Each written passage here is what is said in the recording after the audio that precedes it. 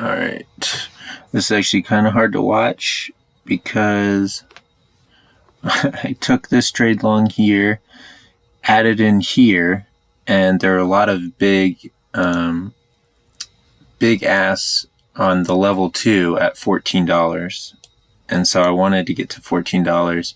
I got a partial out here, and then it kind of looked like it was falling apart on me, and I stopped out my second bid at break even.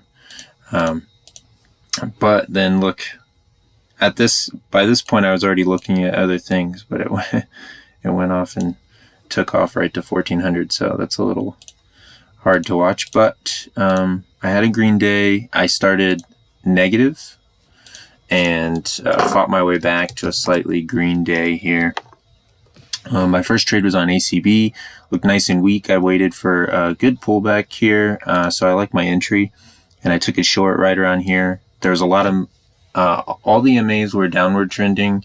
It had a lot of upward resistance, so I really liked this entry, but it didn't work out for me. I stopped myself out right there, and this is a good trade. I like my entry, but it didn't go in my favor. So it's a good example of stopping out, but it's still being the right decision. So then it goes up, kind of hits all these moving averages, bumps against the $17 mark, and runs out of gas. And the bears take over. So once it falls below all these MAs, took it short there. Got some good partials. I was holding for around $16. So I got 2 partials out right there. And then I was holding on to a good portion of my position for the full break, because I thought there's a good chance it might break lower, and it didn't happen for me there. You can see on the 5-minute chart that it did go, it rebounded off this, so I would have been stopped out no matter what. So no fault there, but ultimately it did end up going lower a little bit later in the day. So those are my 2 trades on ACB. Both good trades. One's a winner, one's a loser, but again, the loser I feel really good about. Then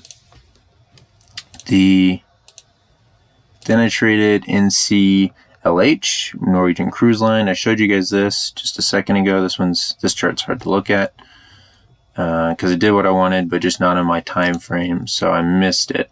My last trade of the day was right here on AZN. So you see it hits, it gaps up on the day, then it kind of hits this right here in a very strong bearish pattern, a nice consolidation doji right here. So I took it short, and I had a really tight stop. I took it short at like almost right at $56, which is what I wanted, but I really wasn't going to give it any wiggle room. So if it broke through this green line, which is the 100 moving average on the 1-minute chart, I was going to stop myself out. And I took a partial around here. That's because this was basically the point of support. So I took one partial there. It bounced back on me. I took another partial here on accident. So I was trying to add here, but instead I closed my position. So this was a winning position, but I didn't execute it the way I wanted. So once it fell down to this moving average and looked like it was going to hold, I took another short, got one partial, then I added here, got another partial. Excuse me, and then went all out here. So